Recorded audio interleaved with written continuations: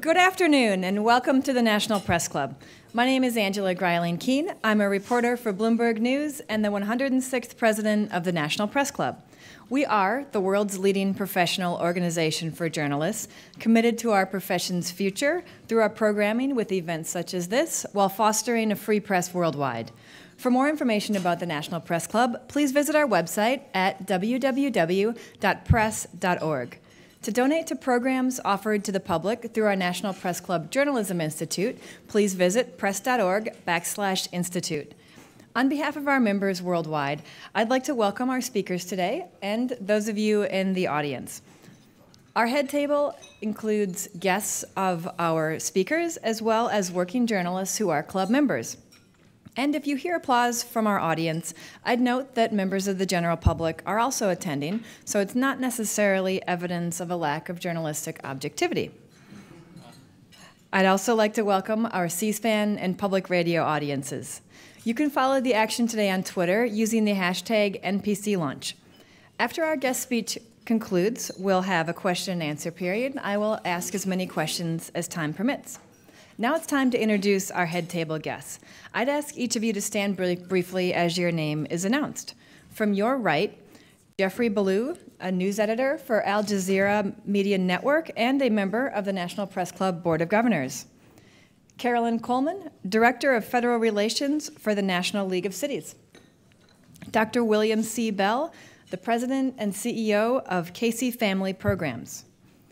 Donna Leinwan-Leger, a reporter for USA Today, a former National Press Club president, and the vice chairwoman of the Speakers Committee. Skipping over our speaker for just a moment, Allison Fitzgerald, project manager for the Center for Public Integrity and the chairwoman of the National Press Club Speakers Committee. Skipping over our other speaker, Bob Carden with Carden Communications and the Speakers Committee member who organized today's luncheon. Thank you, Bob. Kenneth A. Poley, Jr., United States Attorney for the Eastern District of Louisiana. Jennifer Babich, the Washington Bureau Chief for Time Warner Cable. Ryan Dalton, the City of New Orleans Midnight Basketball Coordinator and a former gang member. And Matt Friedman, a video producer for the Associated Press.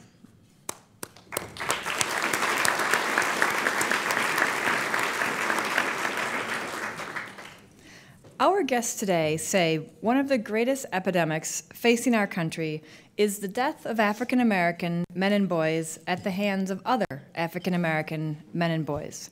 Philadelphia Mayor Michael Nutter and New Orleans Mayor Mitch Landrieu are here to talk about their initiative to reduce violent crimes in major cities.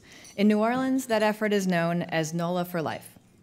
Mitch Landrieu hails from a rich tradition of Louisiana politicians. Sister Mary is the United States Senator. From the state, Father Moon was a one-time mayor of New Orleans and Secretary of Housing and Urban Development. Mayor Landrieu also served as Lieutenant Governor of Louisiana for 2 terms, including when Hurricane Katrina slammed into the state. No stranger to Washington, Mayor Landrieu attended Catholic University here.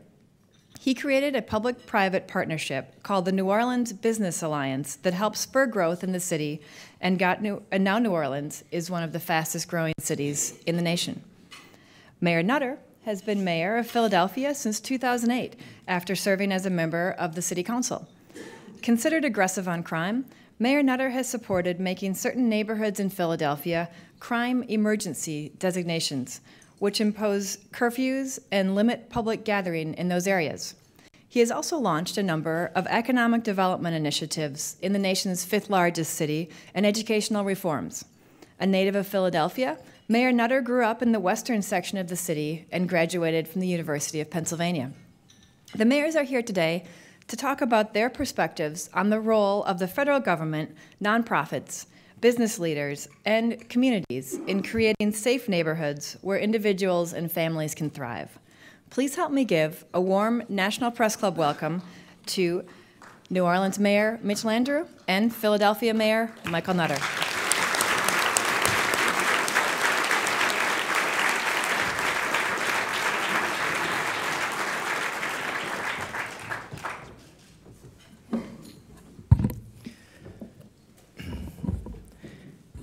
Good afternoon to all of you. Mayor Nutter and I come to you today to talk about an urgent national issue. Young African-American men are being killed and are killing at alarming numbers in America. Across America, it is a constant drumbeat of death, of shootings, of murder, day after day after day. We are losing a whole generation of promise. But the response to this daily carnage has been eerily quiet. We are numb to the violence, numb to its dreadful consequences. The problem is so complex and so painful that we are overwhelmed, and we often look away.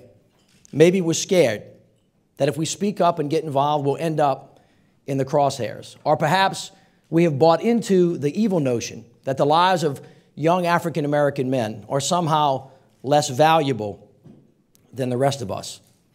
We've all heard it before. Just thugs killing thugs. There's nothing that you can do about it. But this is a lie. Every life is precious, and these young men were not predestined to this fate.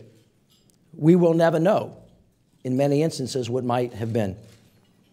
Last year, 193 people, our fellow citizens, were murdered in my city of New Orleans. 193 tragic stories in a wake of destruction and heartbreak. A huge number of the victims and perpetrators, young African-American men, many of whom knew each other. The shooter of today often becomes the victim of tomorrow, and along the way, so many innocents caught in the crossfire of hell. Hard truths fall painfully on ears that do not want to hear. America is drunk on violence, and we drown in this sorrow as we suffer these deaths and the consequences therefrom. Let us take a minute just to remember some of the names of the recent victims. Samuel Bryant, Alvin Banks, Tyron Nettles, Michael Randell, Tillman Hawkins, Edward Isom, Billy McCormick, Christine George, and her two children, Teresa and Leonard. Mayor Nutter and I look at these circumstances with eyes wide open, and we are here to say that we are not afraid because we have great faith in America and its people. There is nothing broken here that cannot be fixed. There is no problem here that cannot be solved. Both the challenge of murder is both wide and deep and must be addressed broadly as an issue of public health with close connection to economics, education, poverty, law enforcement, race, and yes, American culture. Here is the point. A lot must change to stop the shooting, to stop the violence. So now is the time to marshal every resource, federal, state, local, private, faith-based, not-for-profit, to turn the tide. It is time we take a hard look in the mirror and recognize our own personal responsibility to strengthen our families, to improve our communities, and change the culture of violence. We need everyone on board, every parent, every grandparent, every pastor, every coach, every friend, every neighbor. This violence will not stop until we all get involved. We may not all be at fault, but we all have responsibility to take on this fight and to find an answer. We are not all at fault, but we are all responsible. As Dr. King wrote, we are tied together in a single garment of destiny. Whatever affects one directly affects all indirectly. Young black men are dying in America. Does America notice? Last year, 333 people, our fellow citizens, were murdered in my city of Philadelphia. 331 tragic stories in a wake of destruction and heartbreak. And generally, 75 to 80% of the victims and perpetrators, black men, many very young. Each violent act tears at our nation's soul, and each murder leaves a wide wake of destruction and a long line of victims. A child who loses a father, a mother whose heart is broken, a family left alone. And in a downward spiral of violence begets violence. A son of today's victim picks up a gun, and tomorrow, two victims, perpetrator and the victim. Murder doesn't just happen. This poisonous fruit grows from a contaminated soil fed by poverty and hopelessness. For many, the deck is stacked against them from day one. Poor schools, inadequate health care, no jobs.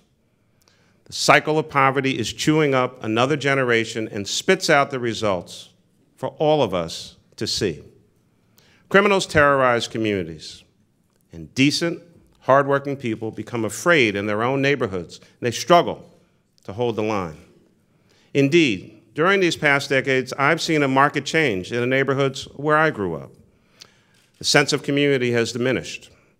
Neighbors who a generation before lived together, ate together, congregated together, and shared a collective responsibility.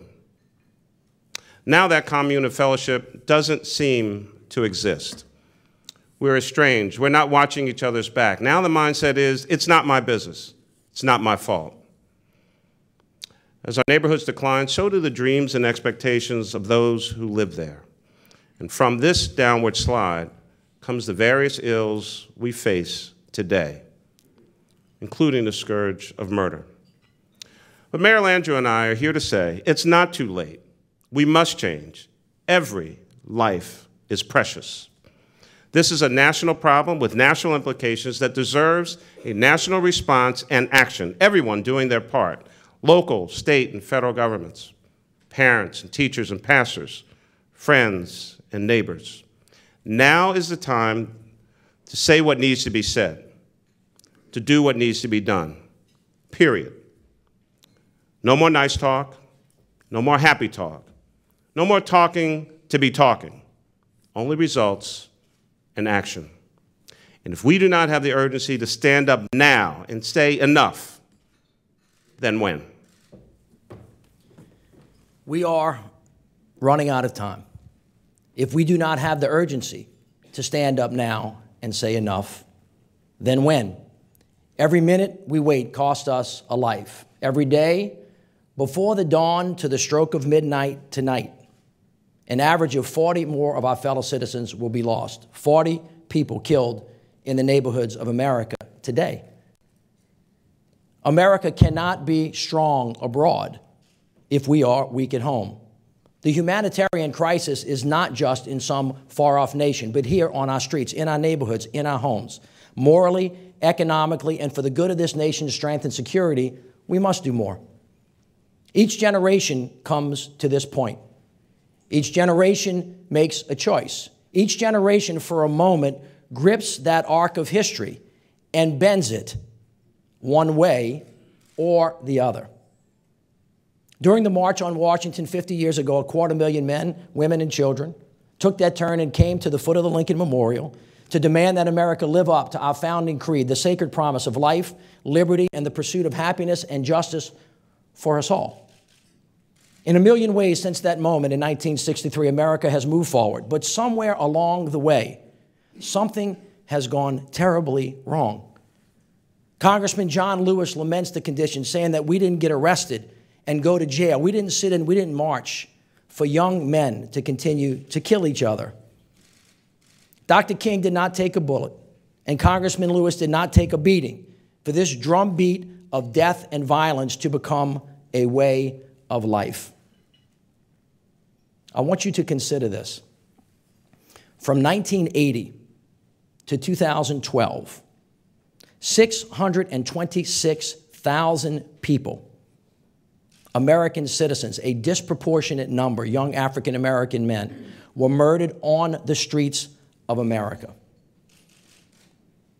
That's more Americans that were lost during World War I, World War II, Korea, Vietnam, the Persian Gulf War, the war in Iraq, the war in Afghanistan, combined. So, the struggle goes on, and it's clear that the catastrophic death of young black men on the streets of America remains strange fruit from the same poisonous tree of hatred, injustice, and equality, a vestige of this nation's original sin. As William Faulkner noted for us, the past is never dead. It's not even past. Oh, we have come far, but what will it take for our nation to take on these burning issues today? 50 years ago, it was the bombing at Birmingham's 16th Street Baptist Church and the death of 4 innocent little girls that galvanized this nation. Today, now many months removed from this horrible Newton massacre and in the shadow of the recent Navy Yard attack, not much has changed. Just last week in Chicago, 13 people were shot, including a 3-year-old. Even the nearly daily shootings and murder of innocent children on the streets of America doesn't seem to spur us to act. Indeed, it was earlier this month in New Orleans when 1-year-old London Samuels was shot and killed as she was held in her babysitter's arms. Days later, Arabian Gales was shot dead as she slept on the couch in her living room in the middle of the night. Jeremy Gallman heard gunshots and peered out the back window of his grandma's car while he was in his arms, and a bullet meant for another struck the 2-year-old in the head, killing him. London, Arabian, and Jeremy join a long line of baby angels taken from us. We should remember them. Kiara Holmes, age 2. Brianna Allen, age 5. Edward Barton, Kendall, and Kelsey Thornton. 50 years ago, the nation wept for Addie Mae Collins, Cynthia Wesley, Carol Robinson, and Denise McNair, the 4 little girls killed by the Ku Klux Klan at the 16th Street Baptist Church. Today, the same young faces, the same innocence lost, the same potential snuffed out, not so much as a whisper. This cannot stand. It is time for this nation to finish the work of Frederick Douglass and Abraham Lincoln, of John F. Kennedy and Martin Luther King. The current situation of violence in America is perfectly captured by a federal report from the National Commission on Civil Disorders. This Blue Ribbon Commission, created by the President, reports that our nation is moving to 2 societies, one black, one white, separate and unequal. And that the violence is foreshadowed by an accumulation of unresolved grievances and by widespread dissatisfaction. The Commission's recommendations are straightforward and basic. Better housing for black men and women outside of impoverished areas, more investment in public education, new major public works projects that include job training, and a stronger safety net. These recommendations resonate. This is our reality today. But this report was not written about today's situation. It was written in 1967, 46 years ago, by a group better known as the Kerner Commission, which was created by President Lyndon Johnson in response to the rioting in Detroit, Los Angeles, Chicago, and Newark. In 1967, the federal government, just as some in government do today, largely ignored the truth and the Commission's recommendations. And now our problems are bigger and more difficult to resolve. Black men are becoming an endangered species in America, locked up, dead, or dying. No education, no money, no health care, no security or stability. The pressure of poverty takes a toll and often turns to desperation. Frustration becomes cynicism and misery. In despair, hate grows and the violence spreads like a virus. One crime leads to another, the dominoes start to fall, and it often ends in tragedy, blood in the streets. We justify our collective inaction on this issue of murder with self-deception. Not my problem, not my neighborhood, not my children, thugs killing thugs, and there's nothing we can do about it. And let me be clear, poverty is not an excuse for violence, but it is a major explanation for the many negative, life-changing circumstances and outcomes in America. But there is something that we can do about it. There is something that we must do. Here is the truth on the issue of violence. We, as a society, have lost our way. Like a vine choking the life from a proud oak, the creeping scourge of violence tightens its grip on our nation. We have to change. Turning the tide is a huge challenge, and much needs to be done in order to make a difference. In New Orleans, we have designed and we are implementing a cutting-edge, comprehensive murder reduction strategy called NOLA for Life. It is smart, it is holistic, and yes, it hits the streets. Prevention and helping our young people and our families succeed is the name of the game. So we support innovative reforms in our schools, and we doubled funding for our recreation department. We launched the innovative Ceasefire Initiative in New Orleans to help mediate conflicts and stop the cycle of violence. Earlier this week, we tipped off Season 5 of Midnight Basketball, where every Saturday night, hundreds of mostly young African-American men come from high-crime areas to play ball. And then we connect them to the jobs or whatever else they need so they can get out of the life and into the real game that matters. But step one for NOLA for Life is to stop the bleeding, to stop the death, to stop the shooting. We have to stop the shooting first. So we're focused on enforcement. We've beefed up our homicide unit, gotten smart with more precise hotspot policing, and focused on gangs, establishing the new multi-agency gang unit with local, state, and federal law enforcement like U.S. Attorney for the Eastern District, Kenneth Polite, who is with us today. Kenneth, it's great to see you. To fight the scourge of murder, we have sent a message through both word and deed that those terrorizing our neighborhoods need to stop the shooting, put down your gun, or else we are coming for you and all of the people that you hang out with. With NOLA for Life, we are making progress. Last year, nationally, murder and violent crime was on the rise, but in New Orleans, overall crime was down. And now murder is down over 25% compared to this time last year. Our progress is promising, yes, but it is really just a drop in the bucket against this tidal wave of trouble rolling our way. Now, the Pledge of Allegiance asserts that we are one nation, indivisible, with liberty and justice for all. Indivisible means one. It means not capable of being divided. That is what it means to be an American. We have a shared destiny, whether you live in North Philly, or the south side of Chicago, New Orleans, 7th Ward, Southeast D.C., or right here in this very spot. And therein lies part of the message for today. Preventing murder and stopping violent crime must become a national priority to be faced together as one nation, indivisible. So Man Nutter and I come to you as generals in wartime. We are telling Congress and the American people we need a surge on the streets of America. Local, state, and federal government each need to do their part. Churches and schools, friends and neighbors, mothers and fathers, each need to do their part. Washington is broken. It is time for our country to do what is difficult for the sake of doing what is right. In 2012, 3 out of every 4 Philadelphia homicide victims were African-American men. That's 236 people.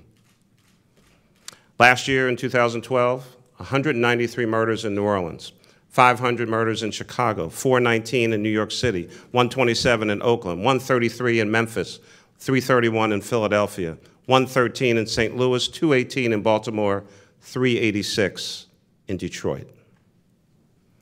On average, 40 people lost every day to this crisis, this virus of murder. A massacre worse than Newtown every 24 hours. A body count higher than 9/11 every 2.5 months. Now think about this. If the Ku Klux Klan came to Philadelphia and killed 236 black men, the city would be on lockdown. If 236 Philadelphians were killed in a train accident, the National Transportation Safety Board would mobilize, and there would be congressional hearings on train safety. If 236 well-off white kids from the Philadelphia suburbs were killed, there would be hell to pay. And if international terrorists killed 236 Philadelphians of any race, we would hunt them down for decades and bring them to justice, no matter the cost, no matter the time, we would just do it.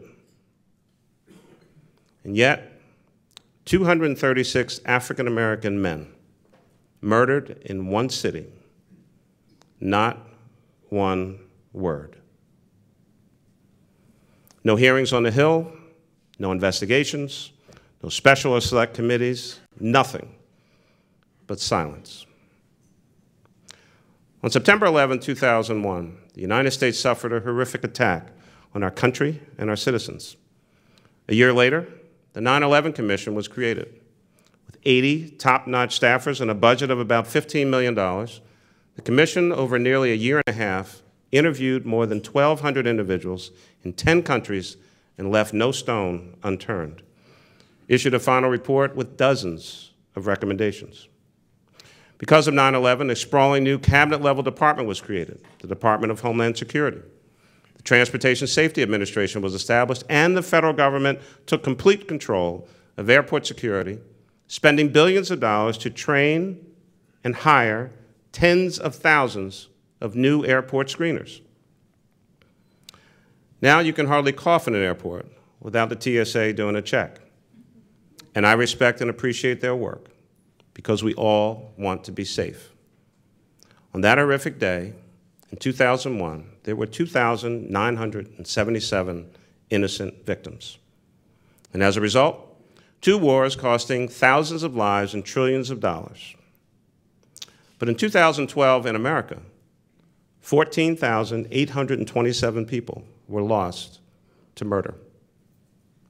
Here is the point.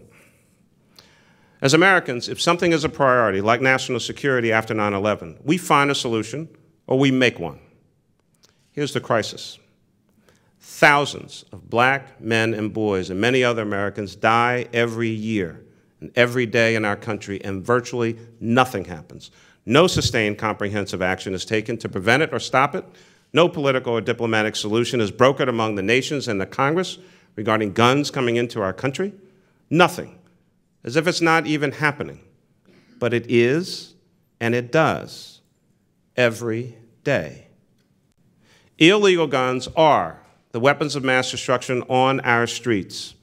And we experience, as one of my fellow mayors has said, mass murder one by one by one in slow motion every single day in the United States of America.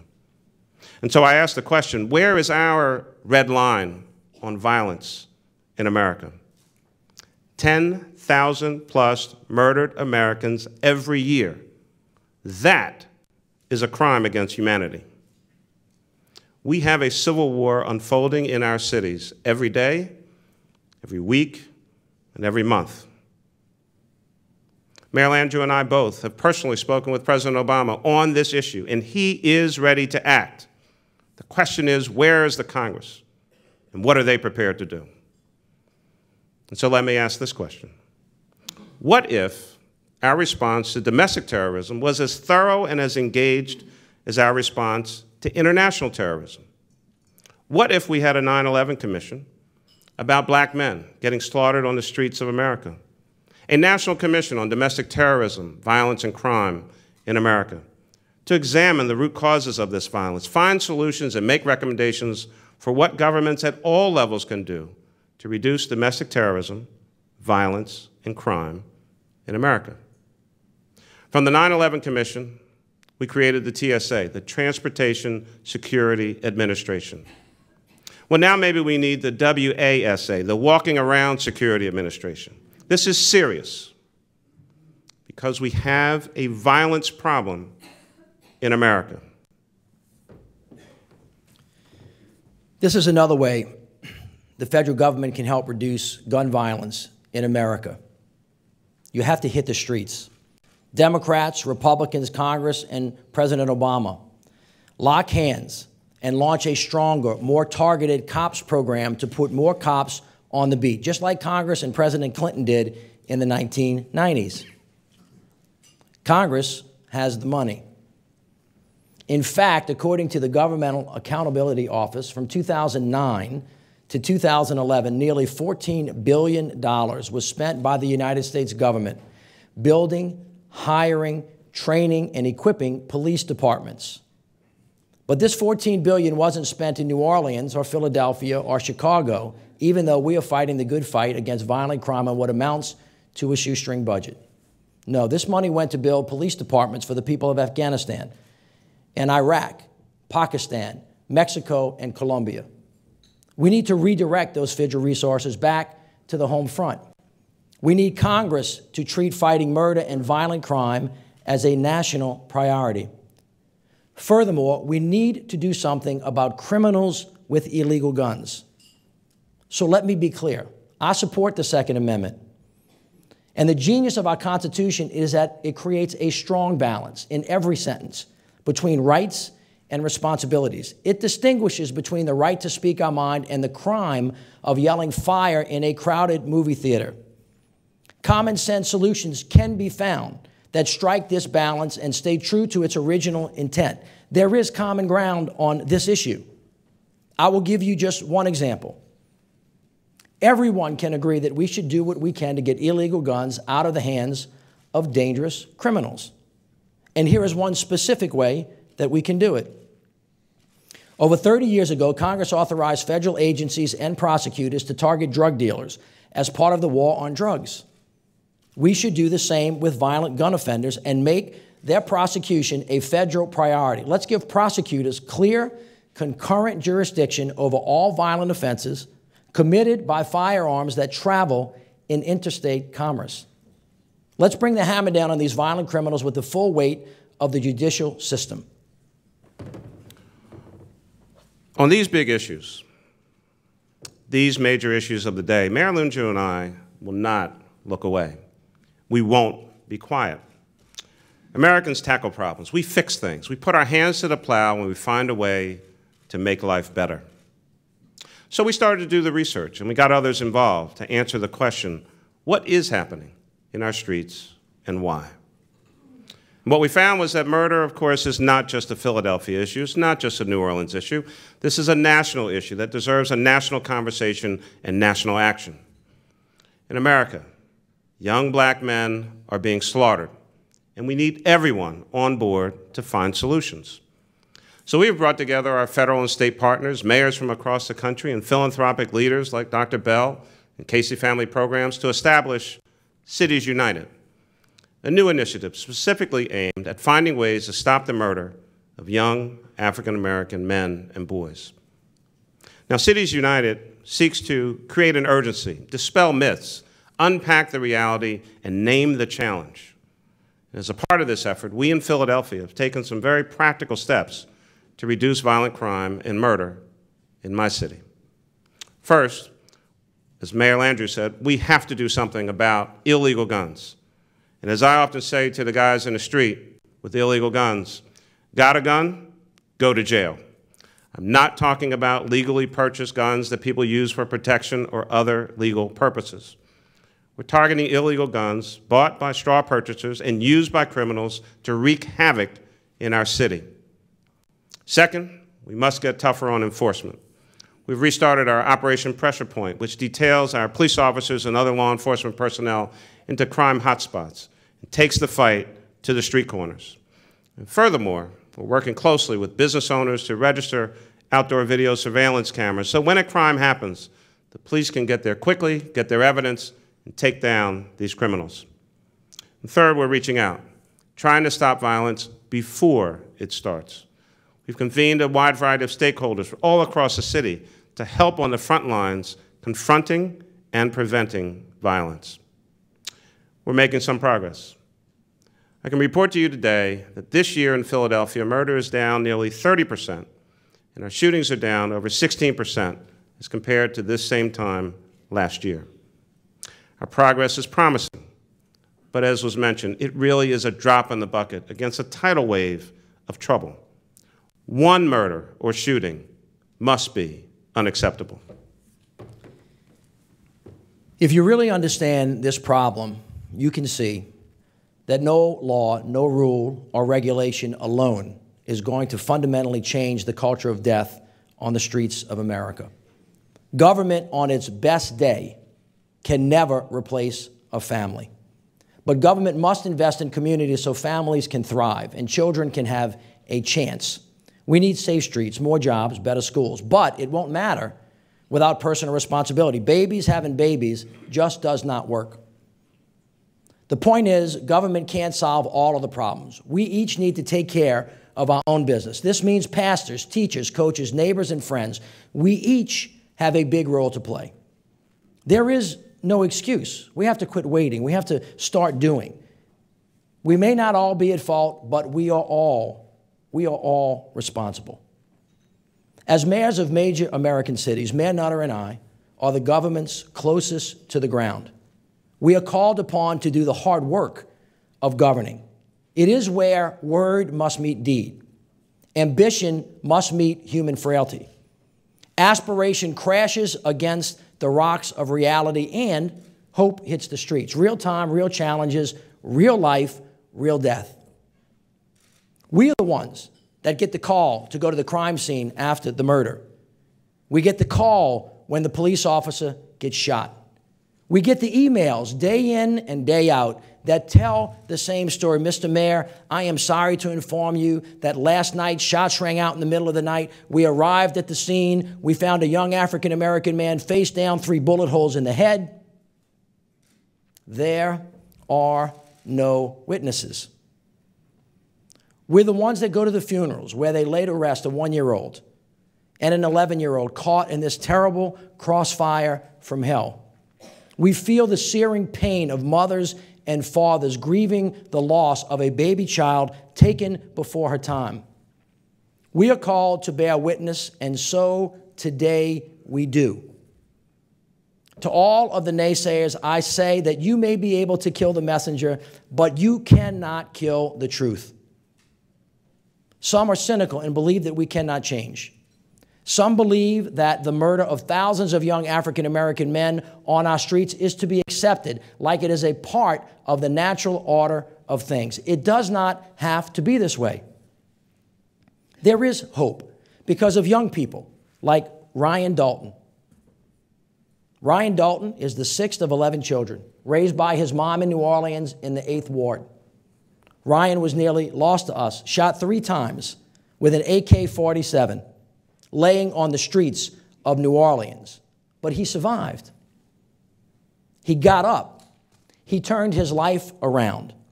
And with a program that we have in New Orleans called Cafe Reconcile, a not-for-profit that connects young people to skill and jobs, he came. He then started his own organization to help young people, and last year he went to the White House to talk to the national leaders about how to stop the violence. And this winter, he joined the mayor's staff as the coordinator for Midnight Basketball, where so far this year, in 2013, he hosted over 2,100, mostly young African-American men. Ryan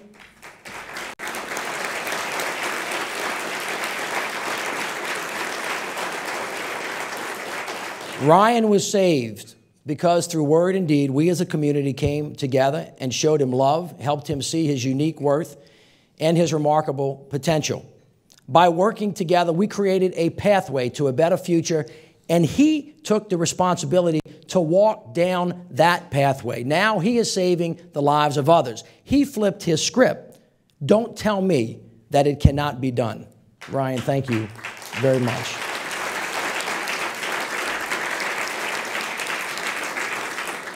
That young man right there, his life is a testament that hope, though she may be concealed, is always there, waiting for us to seek her out.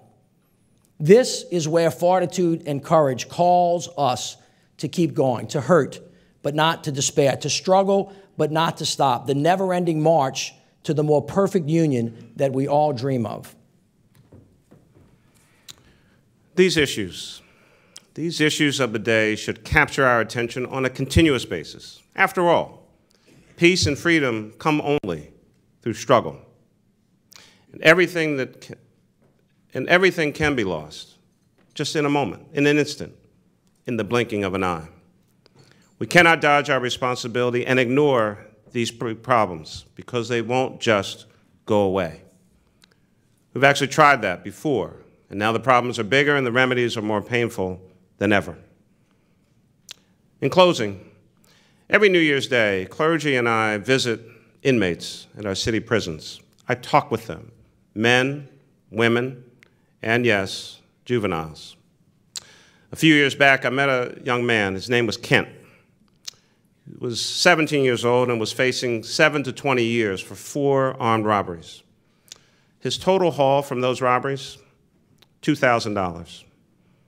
So much of his life given for so little. I stayed and talked with him for a while.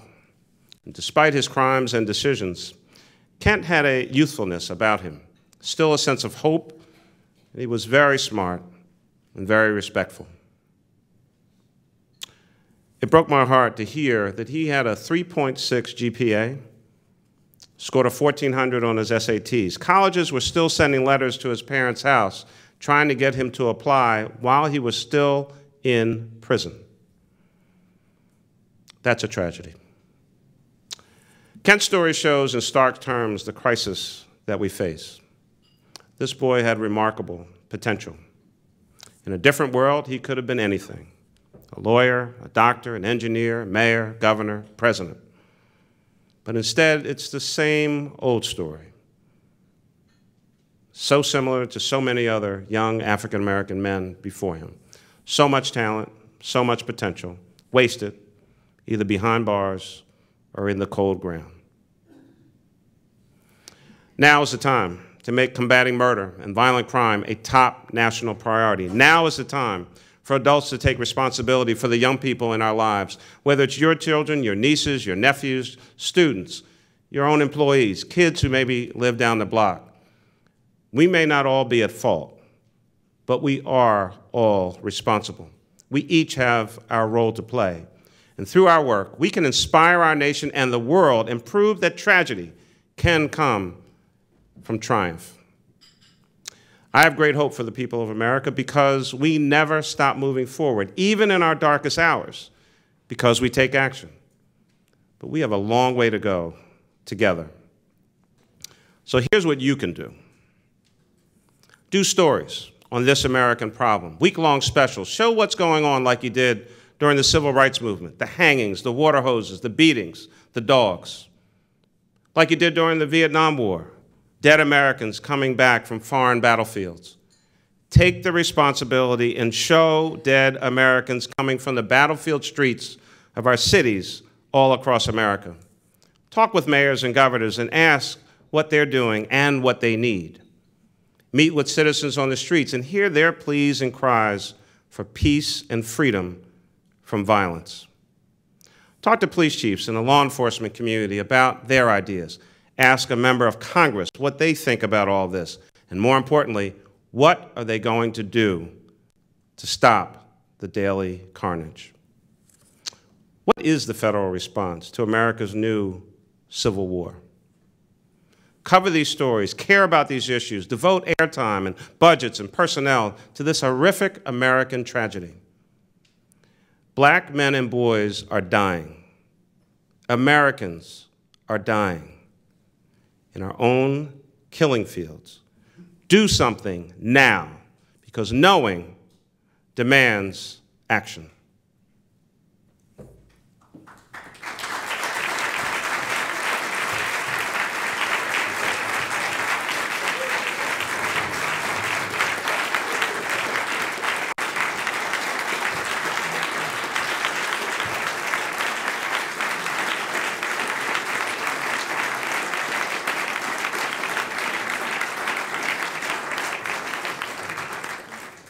Thank you, mayors.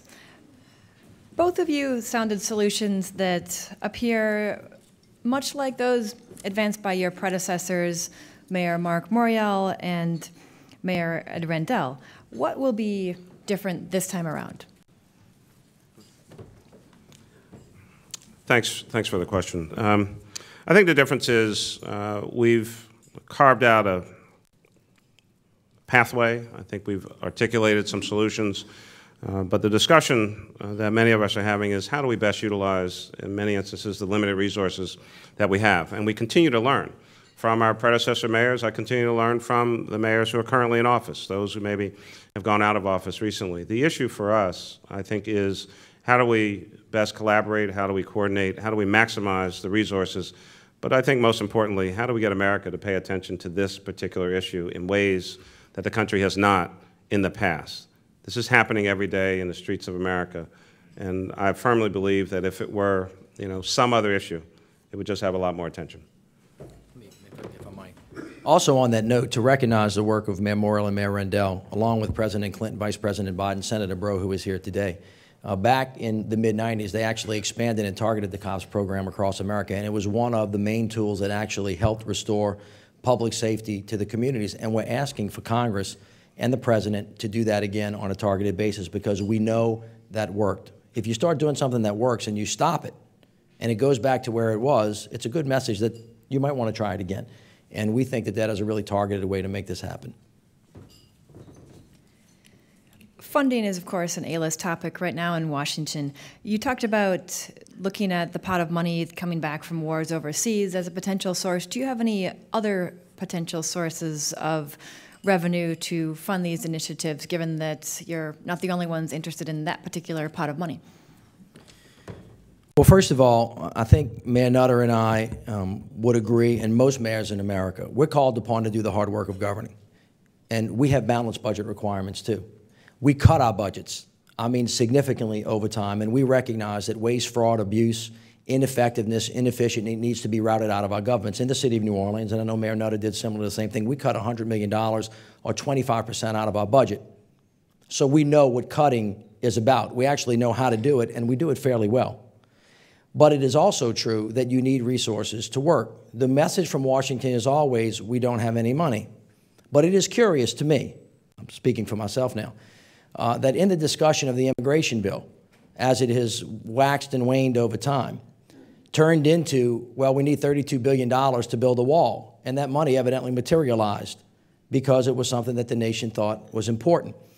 As Mayor Nutter has said before, when this nation has decided that something was a priority, it either finds a way or it makes one. We believe that this is a national priority. It is a national issue, and we have to prioritize our resources much like we do when we try to protect ourselves, not only away, but on our homeland as well.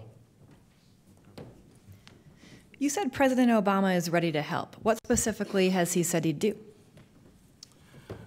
A group of us were with President Obama and Attorney General Holder, Valerie Jarrett, about a month or so ago. And notwithstanding, as Mayor Landrieu pointed out, when the Congress wants to fund something, they fund it. I think we are not laboring under the misimpression that suddenly significant funding will come flowing to cities. But the federal agencies, whether it's the Attorney General's office or the U.S. Attorney in our respective areas, the FBI, the DEA, alcohol, tobacco, and firearms, the federal marshals, all of those agencies are on the ground in our respective cities. They all have budgets, they have personnel, they have equipment and technology. And so the current discussion is, how do we best use what we have in a much more coordinated fashion? I was in a conversation with some federal folks listening to some of the discussion and realized in that discussion that two different agencies were looking for the same person. That can only be a waste of resources. And so, again, through greater collaboration and coordination on the ground, and if it is known down the chain,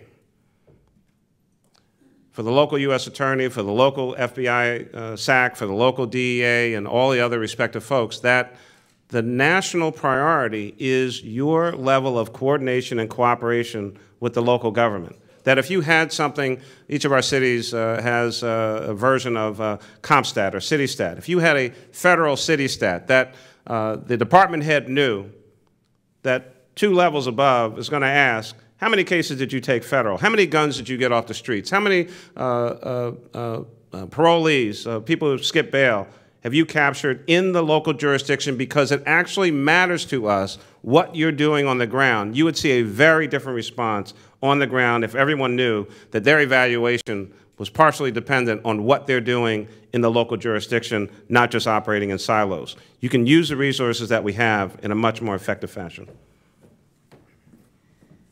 Mayor Nutter, you talked about the macro level stories that you'd like to see the news media pursue, but the media is often criticized for not writing or not broadcasting much about individual victims of urban violence, and particularly young black male victims of urban violence. Do you think that that's something the news media should do better on? Well, I mean, look, let me be blunt with you. I mean, obviously, murder and destruction every day is not the most positive story to cover. You know, most newscasts, at least local news, I mean, the first 12 minutes or so is about, you know, every possible bad thing that could happen. It can be depressing. On the other hand, we cannot ignore that these issues are going on. And when I talk about the civil rights movement, it was when people saw the water hoses, the dogs, heard about the hangings and all the other stuff that was going on, that America said, this is outrageous, we cannot stand for this, and there was movement in the civil rights issue. Vietnam War, a number of other things. When the American public truly understands what's going on the streets of America, I think that you will change hearts and minds and see some folks get a little more courage up on the Hill to do something about this particular issue. Folks need to see it. It is painful. It will make you uncomfortable. Believe me, Mayor Landrieu and I and Mayor Linder who are here, we're uncomfortable every day. When you get that page, when you get that text message about what's going on in our streets, it's not a happy time. Well, you can't always be happy in these jobs. Death and destruction is not a happy business, but it's taking place. The question is, what are we doing to change that outcome? In your remarks, you singled out illegal guns as a root of the problem, yet right here in Washington last week, we saw gun violence with a legally purchased gun. Do you think that more needs to be done to restrict purchases of guns even when they're done legally? Well, one of the things that the mayors have tried not to do is to get caught in this seemingly mind-numbing debate about gun control. Because as I said, and we said in both parts of our speeches, it is not just about guns. It is a fact that there are millions of people in America that are law-abiding gun owners that are not shooting people. As Mayor Nutter said, poverty is a part of it, but it's not just about poverty. There are a lot of people that are poor that are not shooting people. Some people will say it's about joblessness, but there are a lot of people that are unemployed that are not shooting people. And it is a Molotov cocktail of a number of different things that have come together. And one of the challenges has been not to divert your attention onto issues that are not going to solve the immediate crisis that we have before us, which is to stop the shooting. It seems to us, and this is where our brains go, I'll speak for myself, it goes to where is there common ground now on guns? And is there a place? I gave you one space where that is. That's where we ought to spend our time. Mayor Nutter said just a minute ago, although we said we need more money from Congress, we're not laboring under the misimpression that somehow they're going to bestow money on us, so we know that we have to do it ourselves. We said it's a national problem. We didn't say it was just a federal problem. And those are different words that mean different things. And so there are many ways that we can work together on all of the issues. It's got to be coordinated. It's got to be focused. It does have to talk about guns, but it's got to talk about mental health. It's got to talk about mental health, but it's got to talk about education. It has to talk about education, but it has to talk about the relationship that people have to their communities with churches and pastors. The point is that when everybody pulls together and said it is a problem we have to solve, there are tons of resources out there already that if pulled together and focused can, I believe, make measurable impact. This questioner says, the current Congress seems to treat poverty as a crime. How can you work against that attitude? Poverty as a crime. Well, I mean, that's ignorant.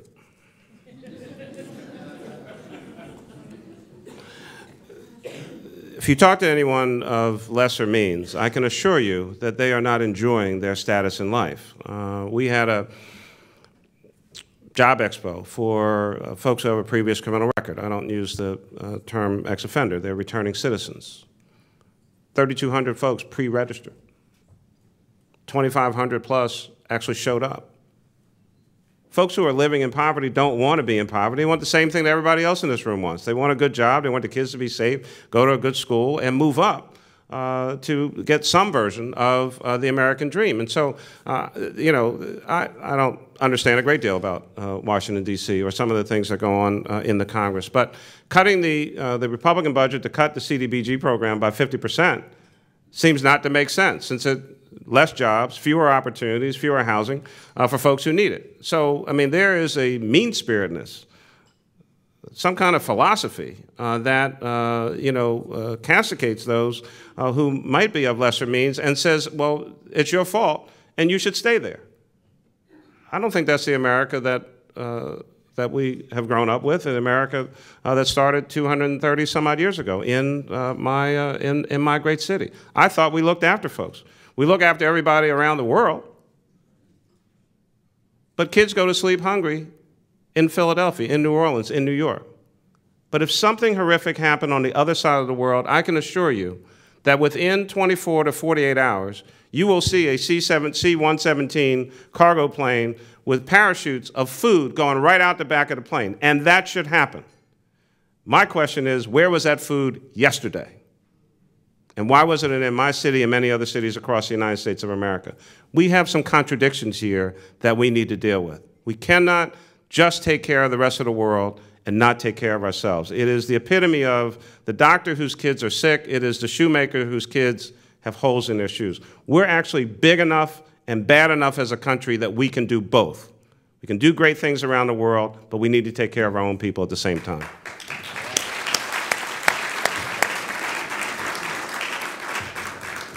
This questioner says, in 2 decades of Americans demanding that government leaders be, quote, tough on crime, a disproportionate number of African-American men have been incarcerated.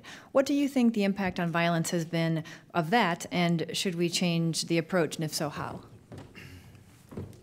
One of the things that America is beginning to come to communion on, when you see right-leaning think tanks and left-leaning think tanks talking about the incarceration rate and the mandatory sentencing without much thought, is that we have to do 2 things. We always have to be tough on crime because safety on the streets of America is what allows people to be free. But you have to be smart on crime, too. You can't just have a one-size-fits-all approach. And I think very smart people who have been looking at this have said, you know what, we may have missed our way on that as well. We may, in fact, have put people in jail who were not the most violent criminals and then didn't have the resources to find the most violent criminals, and we have to rethink all of that.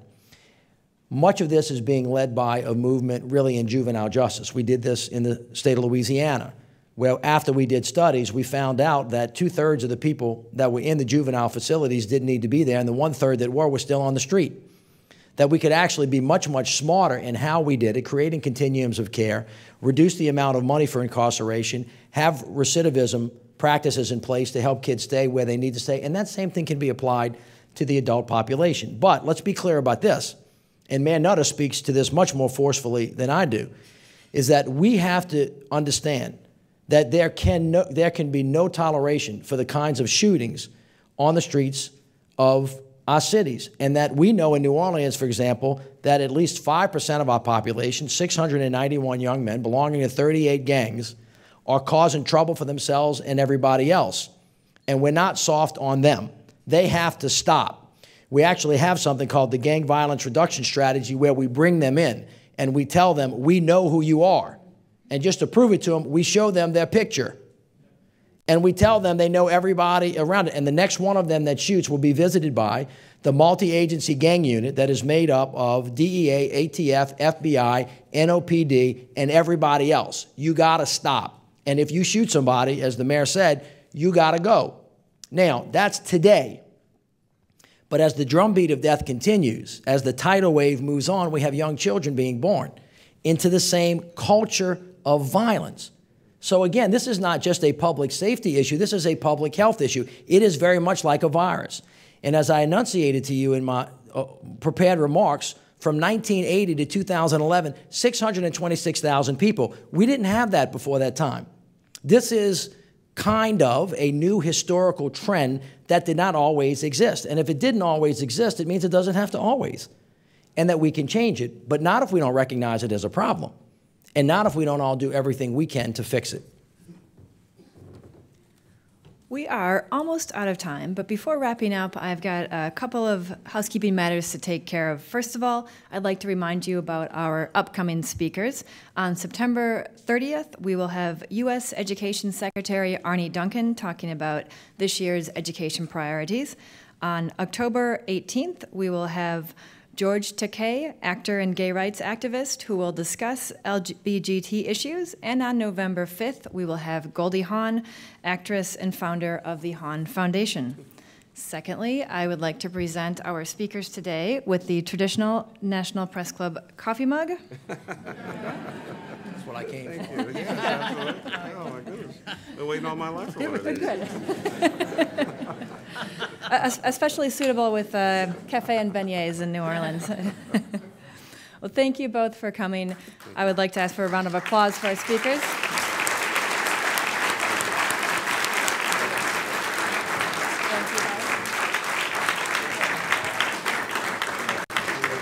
I'd also like to thank our National Press Club staff, including the Journalism Institute and the Broadcast Center staff, for helping organize today's event.